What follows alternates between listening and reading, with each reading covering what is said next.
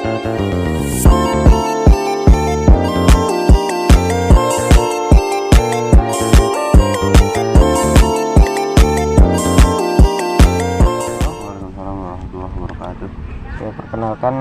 nama saya Nopal Wardana. Saya dari program studi informatika angkatan 2023 dan bersama narasumber saya. Perkenalkan, saya Zamzam dari program studi teknik elektro angkatan 2023. Oke, baik, di sini saya akan mewawancara saudara Zamzam gimana sih tentang realita yang terjadi di kehidupan kampus di Universitas Teknologi Sumbawa. Oke, baik, di sini mulai dari secara umum, seperti menurut kamu Zam, apa itu sebenarnya mahasiswa? Mungkin kalau kita berbicara tentang apa itu mahasiswa ya, mahasiswa ini kita bisa artikan dia sebagai seseorang yang berpendidikan, yang berintelektual, dan dia ini mempunyai privilege yang berbeda dari siswa gitu. Okay. Kalau misal siswa itu kan bahasanya dia masih dalam aturan guru, masih diatur guru, masih diarahin sama guru. Mahasiswa ini mempunyai privilege, dia bisa memilih. Okay. Dia bisa memilih hal-hal yang dia minati, hal-hal yang dia suka. Jadi kenapa di situ disebut kata maha ya? Kalau dari sudut pandang saya, kenapa di situ disebut maha? Maha kan berarti yang tertinggi ya. Yeah. Berarti dia itu secara dia udah bisa menentukan apa yang dia inginkan sebagai seorang yang berpendidik gitu. Okay. Nah, bicara tentang yang kamu bicarakan tadi tentang intelektual. Apa sih intelektual menurut kamu tuh? Kalau menurut saya intelektual itu sosok yang berpendidikan. Sosok yang berpendidikan, sosok yang paham mana yang baik, mana yang buruk, sosok yang dia itu bisa memberikan pengaruh bagi entah itu bagi seseorang, bagi masyarakat ataupun bagi negara. Oke. Nah, bicara yang selanjutnya nih, menurut kamu nih Jam, apa sih itu agent of change? Kan kita bicara tentang, kan kemarin pas kita respect nih, ada yang membicarakan tentang agent of change. Nah, dari sudut pandang kamu ini seperti apa sih agent of change itu? Gini, kenapa sih mahasiswa identik dengan agent of change ya?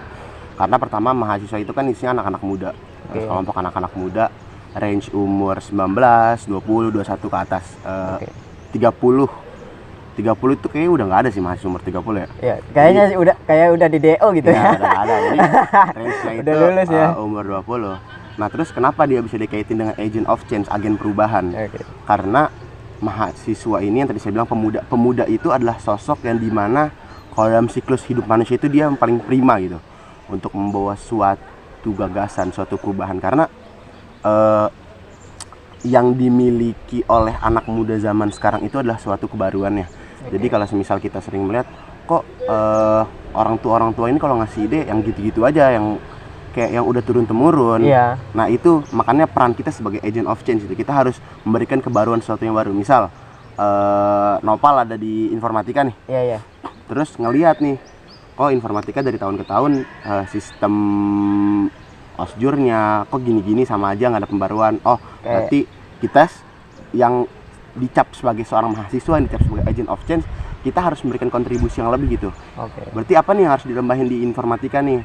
Apa mungkin dari sisi osjur harus diperbaiki, dari sisi pengurus harus diperbaiki. Okay. Waduh, mantap banget jawabannya guys ya. Aduh. Oke. Dalam kehidupan kamu nih Jam, peran kamu dalam menjadi mahasiswa itu seperti apa? Dalam kehidupan saya, peran saya sebagai mahasiswa ya, yang pertama jelas peran saya harus belajar ya. Okay. Karena secara tidak langsung Tuhan udah memberikan kesempatan kepada saya buat menimba ilmu lebih dibanding mungkin ada beberapa teman-teman yang lain yang belum bisa merasakan bangku perkuliahan. Karena jujur bangku perkuliahan ini di Indonesia ini cukup langka ya dihitungnya, walaupun kita melihat banyak kok teman-teman di universitas ini, banyak kok teman-teman di universitas luar, universitas kok banyak kok. Cuman secara kalau kita lihat secara keseluruhan ya, di rakyat Indonesia itu yang berkuliah itu sangat sedikit. Mungkin nanti bisa dicek di angkanya ada berapa. intinya tuh kalau nggak salah dia lebih besar yang nggak kuliahnya dibanding yang kuliahnya. Jadi secara tidak langsung orang-orang yang kuliah ini diharapkan dia bisa membawa sesuatu yang baru gitu. Itu pun berlaku di hidup saya. Ketika saya berkuliah, apa yang saya dapatkan, baik itu di organisasi, di akademik, itu harus kita bisa berpengaruh di masyarakat. Jadi ketika kita kuliah itu bukan, oh gue anak organisasi nih, oh gue anak akademisi, oh gue IPK-nya segini nih. Yang kita kejar bukan hal itu, tapi lebih gimana kita bisa bermanfaat. Percuma kita punya organisasi yang banyak, percuma kita IPK yang tinggi, kalau ternyata di masyarakat kita nggak ada gunanya. Oh, berarti kalau disimpulkan bisa jadi berabe buat kita itu nggak ada gunanya jadi mahasiswa ya. Jadi dengar ya. Jadi mau di bagian, maksudnya dia mau nanti suatu saat, oh kita mau di organisasi nih, kita mau di akademik nih, kita nggak boleh ngejar satu sama lain. Tetap kok nanti ujung-ujungnya tujuannya sama, kita ingin bermanfaat bagi masyarakat. Oke. Ya, berarti kita kembali ke masyarakat. Ya, oke Pak. Nice. Nah, menurut kamu nih, kekurangan dan kelebihan mahasiswa sekarang ini gimana sih menurut pandangan kamu ketika melihat angkatan 23 yang kurangnya dalam organisasi maupun dalam kurangnya minat dalam membuat kegiatan-kegiatan baru gitu? Ini khususnya apa nih? Lingkupnya UTS. Ya, lingkupnya UTS. UTS angkatan 23. Kalau saya lihat ya, kalau lingkup anak-anak UTS sendiri khususnya angkatan 23 ini apa sih kurangnya, apa sih lebihnya? Pertama lebihnya itu yang saya lihat, mahasiswa di UTS ini keuntungannya dia ada campuran mahasiswa Sumbawa sama mahasiswa Nusantara. Kelebihan dari kenapa sih untungnya ada mahasiswa Sumbawa sama mahasiswa Nusantara dicampur? Pertama, ketika ada mahasiswa Nusantara datang, mahasiswa Sumbawa ini dia mendapatkan suatu insight yang baru. Mungkin sebelumnya ketika dia di masa SMA, di masa kecilnya itu dia hanya berteman dengan orang-orang yang sama Sumbawa. Ketika dia datang teman-teman Nusantara, oh ada nih teman dari Kalimantan, oh ternyata kultur dari Kalimantan tuh begini, ternyata kultur dari Jawa tuh begini, ternyata kultur dari NTT tuh begini. Jadi ada perpaduan yang baru gitu. Nah, terus dari anak-anak Nusantara sendiri ya, untuk datang ke Sumbawa ini, dia belajar juga dari orang-orang Sumbawa.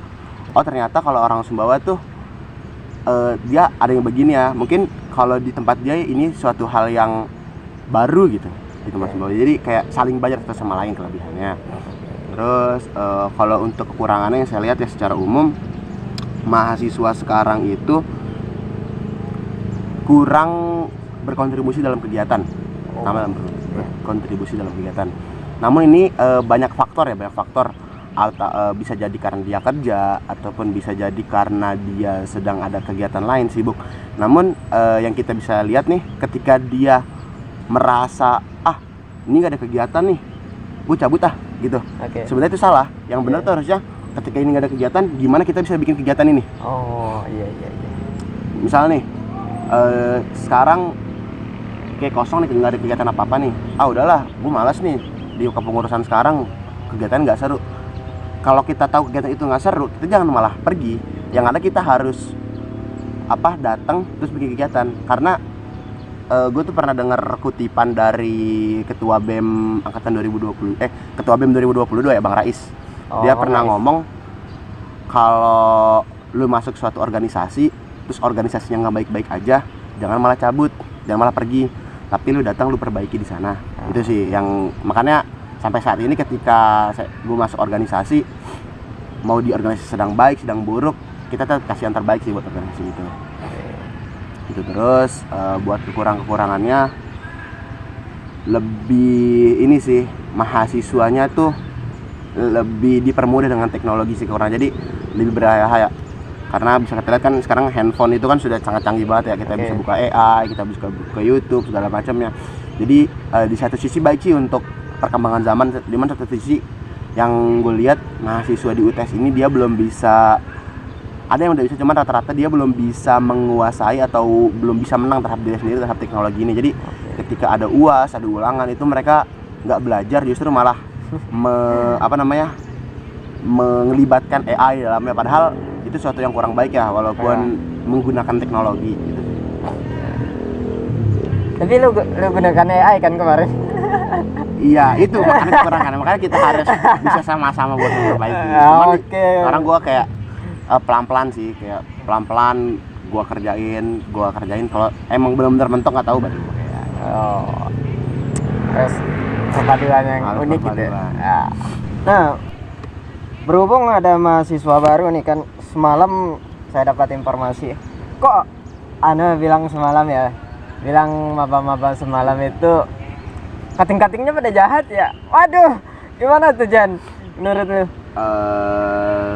Gini sih, perspektif maba itu yang gue lihat ya, perspektif maba ke cutting itu kayaknya nggak cuma di ITS itu jelek untuk di awal, karena kalau yang kita lihat ya, yang namanya cutting itu pas gue maba pun ketika gue dengar nama cutting, dengar kata cutting itu mikirnya kayak ini orang yang sosokan, orang yang kayak belagu lah, kayak yang punya kampus gitu.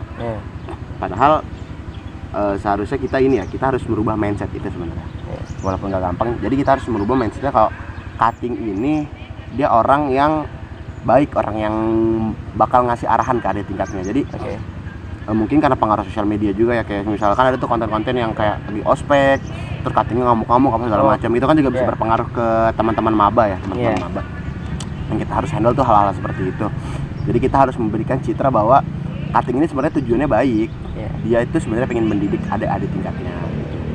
Dan di cuttingnya sendiri pun ketika nanti udah misalnya mabanya udah masuk nih, kita harus bisa berlaku profesional. Kayak semisal nanti ada respect osjur, ketika semisal emang lagi kegiatan, ya kita emang harus profesional. Semisal komdis harus tegas, terus keamanannya harus tegas. Jadi emang harus sedap. Namun yang kita bisa lihat nih, profesionalnya ada batasnya, bukan berlebihan. Jadi kayak semisal kita marah-marahin nih, ya kalau semisal kita marah-marahin mereka, kita jangan marahin karena kepentingan pengen marah gitu, kayak nanti pokoknya kita misalnya tulis komdis ini tugas marah, jadi kita baru marah kalau mereka emang salah. Jadi ketika mereka nggak salah ya jangan dimarahin gitu. Jadi itu sih yang membuat kayak mindset maba tuh berubah. Dan yang kita harapin cutting ini dia justru bisa menjadi tokoh buat jadi mabanya ini. Jadi mabanya ini melihat sosok cuttingnya ini kayak, wah ini cutting gue nih, gue harus bisa kayak dia, harus bisa seperti itu cuttingnya. Harus dirubah mindsetnya dulu. Nah dengar guys, yang bilang itu cutting itu jahat itu, aduh parah. Gimana jangan parah dia ya. Hati-hati ya. Berbicara tentang respect nih, respect osjur. Nah, dari pengalaman kamu di Jan, kan kita satu peleton nih, ya kan? Kita maju di depan kemarin, ngeri sedap gitu ya, di depan banyak orang. Nah, nilai-nilai yang kamu dapat dari respect osjur gitu, apa yang nilai yang kamu dapat? Nilai yang kita dapat dari respect dan osjur ya. Mungkin dari respect itu kan tahap awal ya. Iya. Maksudnya kegiatan awal yang gue lakuin lah di kampus ini lah. Walaupun secara gue udah datang sebelum respect, tapi kan respect ini kegiatan pertama gue sebagai mahasiswa di UTS. Yang pertama sih pasti gue kenal teman-teman lebih banyak ya. Kenal lu, terus ada kenal si Maya, kenal Luna juga banyak lah, kan teman-teman yang lain lah. Jangan lupa kakak pendampingnya tuh, the best lah kawan ya. Kenal juga sama kawan. Jadi yang gue ambil respect itu bukan, sebenarnya ada sih materi, cuman karena kita jauh ya dari materi, jadi gue nggak tahu kedengaran. Jadi gue di respect itu lebih berfokus ke gue ngebangun jejaring sosial, karena kan respect itu tingkatnya univ ya. Kita bisa bertemu dari teman-teman FEB, teman-teman FITH, teman-teman FPH, FITP, FH, FISIP ya kan, FPLM. Kita bisa ketemu teman-teman begitu. Dan respect ini kayaknya dia peluang paling besar kita kenalan sama mereka. Nah terus itu sih buat perkenalan. Terus kalau buat respect yang gue dapet karena kita teknik. Oh iya, lu mahasiswa ya kemarin di respect ya? Oh iya, mahasiswa ini apa? Taruna respect. Oh, Taruna respect guys. Jadi yang gue ambil dari respect itu sebenarnya memperkenalkan teknik itu sebenarnya seperti apa sih? Karena kan kalau kita lihat teknik itu pertama dia galak-galak, keras-keras. Terus banyak yang susah-susah lah. Kalau kita lihat dari sosial media. Cuman ketika kita respect ini kita bisa melihat gitu, sebenarnya teknik khususnya rekayasa sistem di UTS ini dia seperti apa gitu. Jadi apakah teknik, jadi kita kayak respect itu lebih memperkenalkan fakultas kita sih. Jadi kita juga bisa lebih mengenal teman-teman fakultas kita, terus teman-teman prodi kita udah lebih kecil lagi kan, kita bisa mengenal teman-teman prodi kita. Terus yang gue dapat dari respect. Terus kalau osjur itu kan kalau setiap prodi beda-beda ya, mungkin informatika beda, sipil beda, elektro beda. Terus yang di fakultas-fakultas lain juga berbeda kan, tergantung gimana dari himpunannya masing-masing. Cuma kalau dari elektro sendiri yang gue dapat selama osjur itu penanaman 4 kultur sih. Makanya ketika gue selesai osjur, gue masuk ke ke himpunan, gue kan masuk ke bagian kaderisasi. Hal yang pertama gue lakuin itu gue bikin kurikulum di Astra itu. Gue bikin kurikulum yang ngebuat osjur ini arahnya mau kemana. Terus setelah mereka selesai osjur ini mau dia apain. Jadi banyak kekurangan ya, dan namanya proses, banyak kekurangan yang terjadi selama gue osjur yang gue rasa. Makanya ketika gue masuk ke pengurusan, gue memperbaiki hal itu. Gue mengantisipasi dengan membuat kurikulum ya, dengan apa sih sebenarnya nilai-nilai yang harus ditanami ketika osjur nih. Oh ternyata 4 kultur ini dari elektro apa aja, berarti masing-masing kultur nih kegiatan apa yang harus dilakuin gitu. Jadi itu sih yang gue dapet sih sama kegiatan ospek. Waduh, ngeri nih Bang Zamzam nih. Aduh. Gitu guys. Nih, dengerin ya teman-teman. Osjur itu nggak ribet soalnya. Kalian ikutin arahan cutting aja udah enak itu. Gimana Jam? Betul. Pokoknya buat teman-teman yang elektro ditunggu di osjur. Ada kaderisasinya nih guys. Penanggung jawabnya. Nah, bicara tentang tadi kan kata kamu kan ada yang cutting marah-marah ya. Nah, dari dibalik layarnya cutting itu kayak gimana sih menurut kamu? Pandangan kamu nih tentang cutting dibalik marah-marahnya dia ke maba-mabanya gitu, gimana sih? Yang pertama kalau kita lihat ya, kita nih cutting nih sebenarnya dia harus tahu nih posisi marahnya itu marah kenapa dan harus seapa marahnya. Karena ada beberapa 1-2 cutting itu yang kalau dia marah-marah tuh marah-marah terus kerjaannya. Tapi ketika selesai kegiatan ternyata dia baik. Berarti pertanyaannya kenapa dia bisa marah-marah terus kegiatan? Apakah emang diposisikan seperti itu atau dia memahaminya seperti itu gitu. Jadi kita sosok cutting ini ketika dia marah-marah dia harus tahu nih dia marah-marahnya karena apa. Jangan ketika maba ini bingung malah dimarah-marahin. Itu malah ngebuat dia makin bingung. Padahal sebagai seorang cutting tuh kita harusnya mengarahkan dia menjadi lebih baik, bukan membingungkan mereka. Kita harus membedakan hal ini ya, mengarahkan dia lebih baik dengan membingungkan mereka. Karena ketika dia bingung, dia lagi down, terus kita hantam dengan marah-marah, yang ada mental dia lebih down.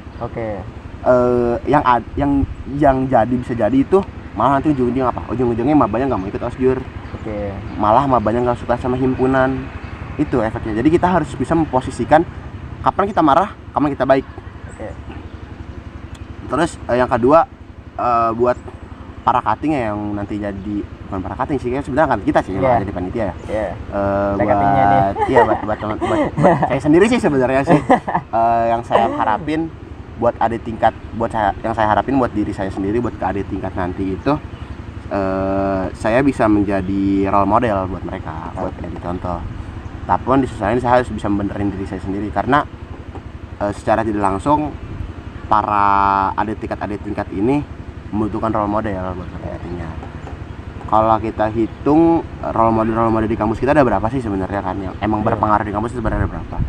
Apalagi banyak kali ya. Apalagi secara gue bukan mengejudge teman-teman dari fakultas lain ya. Tapi yang kita bisa ambil teman-teman kita khususnya di fakultas teknik itu dia banyak berperan di satu sisi. Jadi diharapin ketika memang kita nanti bakal berperan lebih, ini juga buat teman-teman fakultas lain juga ya. Ketika misalnya kita ingin berperan lebih, kita harus menambah kapasitas diri kita dengan yang layak. Dengan layak. Itu sih. Nah, pas kemarin kan kita nih kan satu pelatihan nih kan. Ada rasanya senang banget ya. Tapi nggak kerasa sih udah berapa 1 tahun ya? Udah 1 tahun. Gila. Kalau kita satu fakultas jarang ketemu. Satu fakultas, aku satu peleton guys. Dari respek kok. Osjur nggak? Beda prodi. Nah, dari lu bilang kan pas ada nih di bab gua nih yang bab 3 kan tentang mahasiswa kampus. Nah, dari pandangan lu sendiri gimana sih tentang mahasiswa kampus ini? Menurut lu nih? Mahasiswa kampus itu apa? Yang sudah berjalan gitu. Mahasiswa yang di kampus yang berjalan. Iya. Yang gue pengen sebenarnya mahasiswa kampus yang berjalan ya. Sebenarnya kalau kita lihat secara sekarang mahasiswa di kampus ini macam-macam mereka. Ada yang organisasi, ada yang akademis, ada yang kerja, ada yang malas-malasan juga ada. Pokoknya banyak lah, lengkap lah kalau di kampus tuh semua ada. Keseimbangannya gitu. Namun yang kita harapin sosok mahasiswa di kampus ini yang ideal itu seperti apa sih sebenarnya? Yang efektif itu seperti apa? Yang pertama itu dia mahasiswa yang bisa mengkombinasikan antara akademik dan organisasi. Kalau ada kerja dia juga bisa mengkombinasikan kerja. Cuman kayaknya kerja agak sulit, makanya kita cuma bahas mahasiswa yang bisa mengkombinasikan antara akademik dengan organisasi. Terus yang kedua, mahasiswa yang bagus itu mahasiswa yang punya tujuan yang jelas ke depan. Punya tujuan yang jelas ke depan. Jadi dia tahu nih sebagai seorang mahasiswa dia harus ngapain.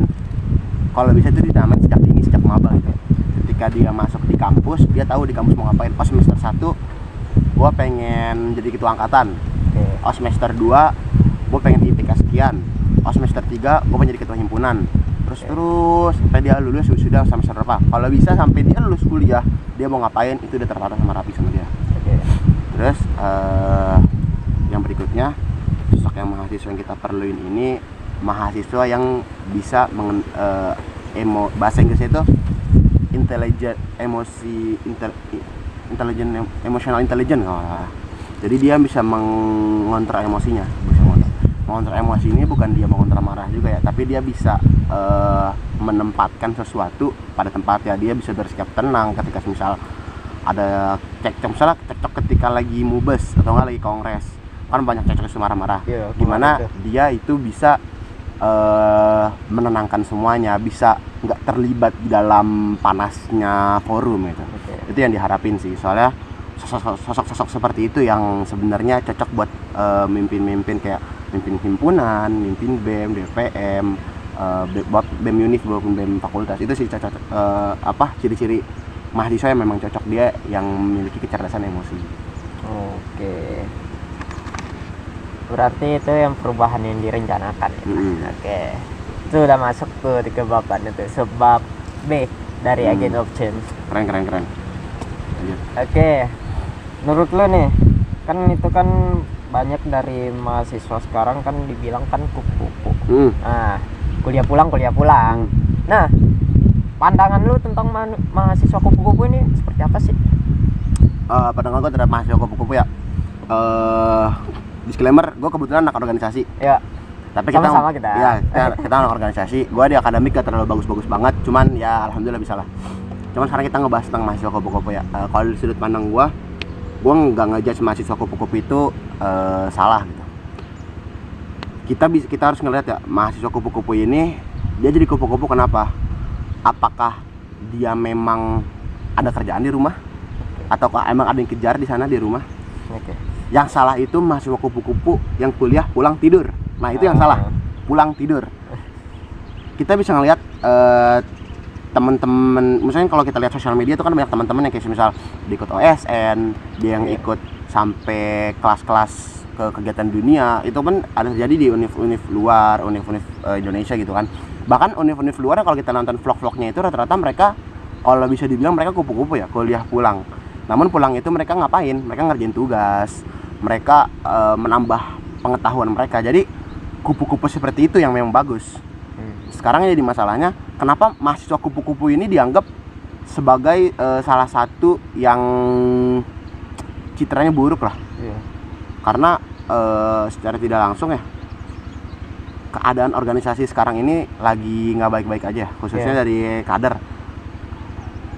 Di organisasi manapun, gue bisa pastiin kita ketika merekrut seorang kader, baik itu di eksternal maupun internal, kita ketika merekrut suatu kader itu rame. Tapi kita nggak bisa mempertahankan kader kita buat melakukan kegiatan. Memang. Ya kan? Misal gue di Astro nih, anggota Astro tuh dari angkatan 2023, 2021, 2020, 2022 itu banyak kalau dijumlahin. Tapi ketika semisal ada kegiatan, yang datang itu nggak mungkin semuanya. Ya kan? Mau dia eksternal pun juga sama gitu. Bukan kebetulan di kami juga ya. Itu pun terjadi hal yang sama. Makanya sekarang tuh yang gue lagi pikirin gimana kita bisa mempertahankan kader-kader kita di organisasi yang kita punya. Caranya apa? Caranya kita harus bisa membenahi internal kita terlebih dahulu dari diri kita sendiri. Sebenarnya apa sih yang organisasi kita ini perlu perbaiki? Apa sih yang sebenarnya kenapa sih kalau bisa kita bisa melakukan riset? Kenapa sih mahasiswa ini kurang tertarik sama kegiatan kita padahal kita di organisasi yang sama? Gitu. Itu yang membuat akhirnya kalau dari gue ya, itu yang membuat akhirnya narasi mahasiswa kupu-kupu itu dicap buruk. Karena ketika ada kegiatan dia nggak mau ikut nih, dia malah milih pulang. Karena dicap, lu mahasiswa kupu-kupu lo. Sebenarnya kalau kita semisal mau ngajak mereka buat kegiatan, kita harus introspeksi diri kita sendiri. Pertama ya, apakah kita udah benar menjalankan organisasi dengan baik? Apakah kita sudah totalitas? Apakah kita sudah kreatif? Karena kalau yang gue lihat ya di organisasi sekarang itu, ketika ganti ke pengurus yang baru ini dia cuma menjiplak pengurus sebelumnya. Kita mau sebenarnya. Kalau di kurikulum yang gue buat ya, salah satunya di kurikulum Astra itu yang gue buat, pengurus baru itu ketika mereka mau bikin program kerja, mereka cuma boleh menjiplak program kerja sebelumnya itu 50%. Jadi 50% harus yang baru, yang kreatif dari otak mereka, gimana caranya gitu. Terus ini juga sih mungkin saran ya buat teman-teman ya, biar kita bisa menetralkan semua ini ya, maksudnya yang anak-anak organisasi nggak ngejudge anak-anak kupu-kupu, anak yang kupu-kupu nggak ngejudge anak yang organisasi. Kan sering itu yang anak organisasi kayak, lu abis kegiatan pulang, terus anak yang kupu-kupu bilang, lu rapat mulu kerjaan lu, akademik kan diurus gitu. Itu memang realitanya seperti itu. Kita yang anak organisasi, kita juga belajar sama anak-anak yang kupu-kupu. Mungkin kalau kita dari anak organisasi, mungkin kita bisa lihat, nonton vlog-vlog teman-teman yang kuliah di univ-univ luar, yang kerjanya vlog study kan, belajar itu kan bisa menambah banyak kita. Terus yang teman-teman di kupu-kupu nih yang suka belajar, kita juga harus bisa melek dengan kondisi politik saat ini ya. Khususnya politik kampus, gimana sih sebenarnya organisasi kampus itu berjalan, gimana sih sebenarnya keadaan kampus, keadaan negara saat ini gitu. Itu sih yang, jadi kita saling melengkapi satu sama lain. Oke, pertanyaan selanjutnya nih. Jangan lupa subscribe guys. Di bawah gitu. Agak. Gitu. Tapi ini ntar di post gak? Di post jelas. Mantap. Nanti di post di Maba. Harus. Biar enggak biar enggak negatif pikirannya tentang cutting nih. Terus di post, di follow Instagram aku ya. Tetap di sini terus. SLYZMZM. Oke. Oke, bicara tentang hubungan nih, tentang mahasiswa. Apakah hubungan emosional itu penting dalam sebuah kehidupan mahasiswa? Hubungan emosional kalau di akademik gue kurang tahu, cuman kalau di organisasi gue merasa penting banget. Khususnya seorang ketua organisasi ini, dia harus mempunyai hubungan emosional yang baik sama anggota-anggota di bawahnya, karena secara tidak langsung ketua ini kan sebagai kepala ya, dia harus memahami perasaan, nggak harus perasaan sih, setidaknya dia harus memahami teman-teman di bawahnya itu. Jangan sampai ketika misal ada ketua terus ada anggotanya hilang gitu. Misal gue sebagai ketua nih, terus gue punya anggota gue hilang, jangan kita langsung ngejudge kayak, lo kok hilangan terus, lo ngapain sih? Kita harus tahu dulu nih, anak ini kenapa bisa hilang, anak ini kenapa bisa nggak selalu datang ke himpunan gitu. Apakah dia memang ada kerjaan lain, ataukah memang tidak ada yang disukai di himpunan, sehingga ketika kita udah tahu apa yang dia janggal di hatinya, kita bisa ngedeketin dia, kita bisa ngasih masukan, ayo ini kita buat terobosan baru di himpunan supaya kita itu bisa saling merangkul sama lain. Terus yang harus dilakukan seorang pemimpin itu dia jangan selalu ketika kumpul itu yang dibahas tentang rapat. Dia harus bisa membuat satu momen yang dimana momennya itu ya udah kumpulnya satu angkatan, satu kepengurusan, kegiatan ngapain, bakar aja, kumpul aja, ngobrol santai. Itu kegiatan sepele tapi emang harus dilakukan terus menerus karena itu secara tidak langsung akan mengikat hubungan emosional satu sama lain. Gitu. Terus kalau semisal ini sedikit ya mungkin yang gue tahu tentang di akademik ya, kalau hubungan emosional itu penting apa enggak, kalau kita lihat sekarang kan ada yang bilang kuliah itu bagi pribadi masing-masing. Itu kan bisa dilihat dari misalnya kita masuk bareng-bareng ntar lulusnya ada yang 3,5 tahun, ada yang 4 tahun, ada yang sekian tahun. Itu kan bisa kita lihat dari seperti itu ya. Cuman yang kita bisa lakuin di sini, kita bantu teman-teman kita selagi kita bisa. Dan kita sebagai yang dibantu jangan keenakan gitu. Jadi kita misal gue nih, gue butuh bantuan nih sama lo.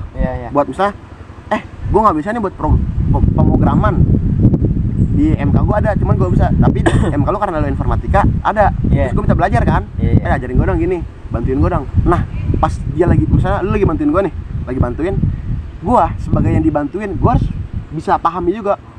Oh ternyata gini ya. Jadi secara tidak langsung kita tuh belajar juga sama dia, karena terkadang ketika kita belajar sama teman itu lebih paham daripada kita belajar sama dosen. Gitu. Aduh, ngeri sedap ya. Gitu guys. Jadi kalian jangan pernah terpengaruh dengan omongan-omongan kalau mahasiswa independen. Walaupun ujung-ujungnya independen sih, cuman kita membantu teman-teman kita bisa bantu. Karena orang yang kita bantu suatu saat akan membantu kita. Enggak orang itu juga sih, mungkin Tuhan akan membantu kita. Oke. Waduh, ngeri Pak Samson nih. Nah, berbicara tentang organisasi nih, apakah bagi mahasiswa itu penting organisasi? Apakah bagi mahasiswa itu penting organisasi ya? Kalau kita bilang penting apa enggak, kalau dari sudut pandang sorry ya mana angin kencang guys, aduh ntar dipotong.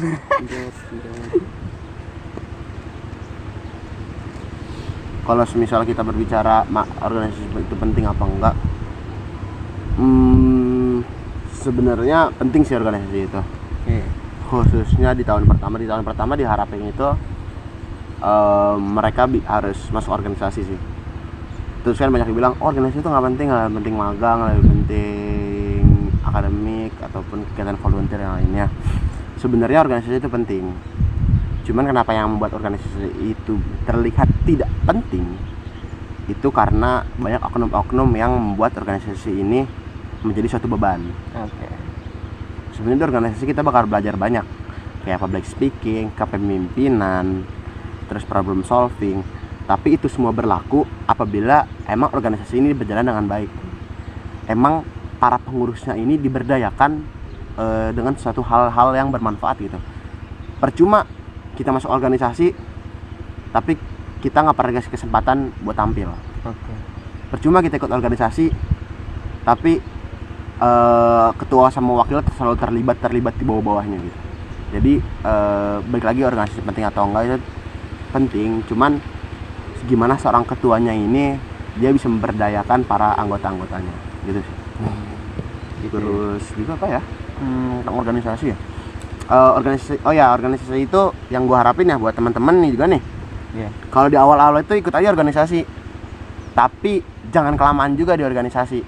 Kalau semisal gue nanti pas kuliah gue pengen akademik, di tahun pertama masuk aja organisasi, tapi buat apa?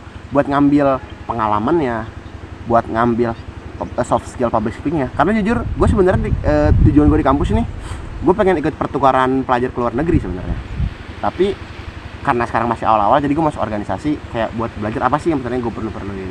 Untuk menjaring relasi juga bagus di organisasi.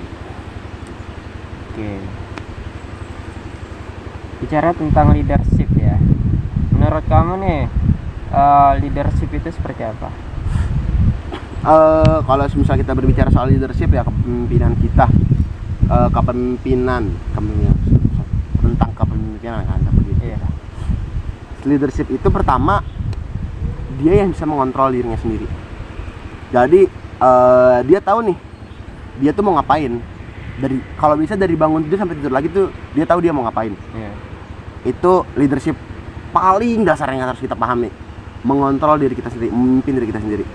Jangan sampai kita tuh nggak bisa ngontrol diri kita sendiri. Itu kalau kita nggak bisa ngontrol diri kita sendiri, gimana kita mau ngontrol yang lebih besar? Ngontrol himpunan, ngontrol BEM, ngontrol DPM. Itu menjadi suatu hal yang ribet ketika kita nggak bisa mengontrol diri sendiri. Karena ketika kita udah bisa manajemen diri kita sendiri, kita udah tahu nih kita mau ngapain, itu ke depannya bakal mudah. Gitu sih. Dengar guys. Oh iya, terus ini juga aku punya tips sedikit buat manajemen diri. Jadi kalau dari aku ya, tips manajemen diri aku udah pernah nyobain beberapa tips. Tips yang pertama aku lakuin itu aku nulis di satu kertas, itu kegiatan aku dari pagi sampai sore. Nanti aku tempel di jendela, di tembok. Jendela asrama. Iya, jendela asrama. Terus tapi disclaimer itu semuanya nggak berjalan dengan baik ya, karena kan biasanya nanti di situ ada kayak kegiatan mendadak atau apa. Jadi itu cuma sebagai acuan gue doang gitu. Kayak misal kalau gue lupa jam segini sebenarnya gue harus ini kalau kosong gitu. Dan kedua, ketika misal kita dapat tugas, kita itu usahakan bisa langsung ngerjain. Kalau kita nggak bisa langsung ngerjain, kita punya sticky note, atau sticky kan yang kecil yang tempel ya, kita tulis sticky note itu. Misal kayak gue nih, gue dapat tugas dasar elektronika nih kemarin hari Jumat, deadline kapan? Deadline Senin. Gue tulis kalau misalnya gue nggak bisa langsung ngerjain, UAS dasar elektronika deadline Senin, tempel kan? Udah, terus kita ngeliat, terus kita pergi, terus kita balik, kita masih punya tugas ini, jadi kita bisa ngeliat ada tugas yang kita kerjain. Itu ada di materi, nanti mungkin Nopal bisa coba ya. Nama bukunya itu 7 Habit ya. 7 Habit, 7 kebiasaan orang-orang efektif. Nah, di salah satunya itu ada namanya put first thing first. Jadi memprioritaskan sesuatu itu yang utama terlebih dahulu. Dan di situ terdapat 4 kuadran ya. Langsung sikat aja, orang-orang efektif ini, orang-orang yang paling bagus ini dia ada di bagian kedua, kuadran kedua. Dia yang ngerjakan sesuatu itu jauh-jauh hari, jadi nggak dikejar deadline, terus lebih leluasa ketika udah menyelesaikannya gitu. Itu sih rekomendasi, mungkin salah satu rekomendasi buku yang bisa kita baca ya, yang Noval bisa baca atau teman-teman bisa baca juga. 7 Habit buatan Stephen Covey tulisannya. Itu udah tersedia bahasa Indonesianya kok. Aduh, mungkin sekian ya, jam ya. Udah mengingat waktu juga. Siapa tahu ada kegiatan. Betul sih, betul. Udah libur kita juga ya. Ya udah jam berapa sekarang? Udah jam berapa? Jam berapa nih? Berapa tuh? Udah jam 11. Wah, lama juga. Udah lama. Kasih juga nih. Wah, kasihkan guys. Aduh. Ini bisa nih Pak, post di Facebook, di YouTube. Nanti pas di YouTube ya guys ya. Nantikan. Jangan lupa tag OTS. Lumayan buat jadi podcast iklan di awal kan? Iya kan. Siapa tahu diundang lagi pas respect. Gila. Sebenarnya ada wacana bikin podcast gini, cuman kebetulan masih ada kegagalan, jadi belum bisa dibuat. Keren sih. Nopal udah bisa bikin podcast kecil-kecilan gini. Ya, sekalian dari referensi buku buat maba-maba kedepannya guys. Oh iya, mungkin nanti ini di post kan? Nanti di post. Pesan ya mungkin buat Nopal, buat teman-teman juga. Jangan kan tuh. Pesan sedikitnya mungkin, ayo kita belajar lebih terbuka lagi, gunain sosial media itu buat belajar gitu. Karena kita nggak bisa, khususnya teman-teman di Sumbawa ini, kita nggak bisa kita belajar cuma dari Sumbawa aja. Kita nggak bisa belajar lingkup-lingkupnya, kanti-kanti kita harus bisa belajar lebih banyak. Kalau misal ada teman-teman dari univ-univ besar, univ-univ internasional itu bikin vlog kegiatan, tonton aja. Nggak apa-apa kita nggak bisa ngelakuin, yang penting kita tonton terus aja kegiatan mereka, kita ikut aja kegiatan mereka. Apalagi kemarin kan lagi ada kegiatan yang Clash of Champions tuh, yang di ruang guru, yang battle tahu. Ya, itu. Kebetulan kemarin gue nonton itu, terus di satu sisi itu ngebuat kayak ngebangkitin semangat lagi. Jadi efek kita nonton orang yang lebih hebat daripada kita tuh ngebangkitin semangat kita. Jangan malah insecure guys. Kita harus banyak belajar ya. Pokoknya jangan gunain YouTube itu buat nonton hal yang nggak berguna, nonton TikTok buat nonton yang joget-joget, tapi nonton juga yang berpendidikan. Banyak kok. Keren kalian. Keren. Oke, sekian dari pertanyaan saya mengenai tentang apa itu mahasiswa dan apa tujuan dari mahasiswa. Dan jangan lupa guys, jangan pernah jadi mahasiswa kupu-kupu. Kuliah pulang tidur. Besoknya lagi udah nggak ada di dunia. Syaratnya kalau mau jadi mahasiswa kupu-kupu harus berprestasi. Oke, aduh. Harus berprestasi. Kalau cuman kuliah pulang tidur, mending gak usah kuliah aja kalian. Oke, mungkin sekian dari video saya. Saya Novel Wardana pamit undur diri dan teman saya Zam pamit undur diri. Sekian, terima kasih pada Nopal udah ngundang nih, keren. Oke, see you next time. Bye bye. Assalamualaikum warahmatullahi wabarakatuh. Waalaikumsalam warahmatullahi wabarakatuh. Oke.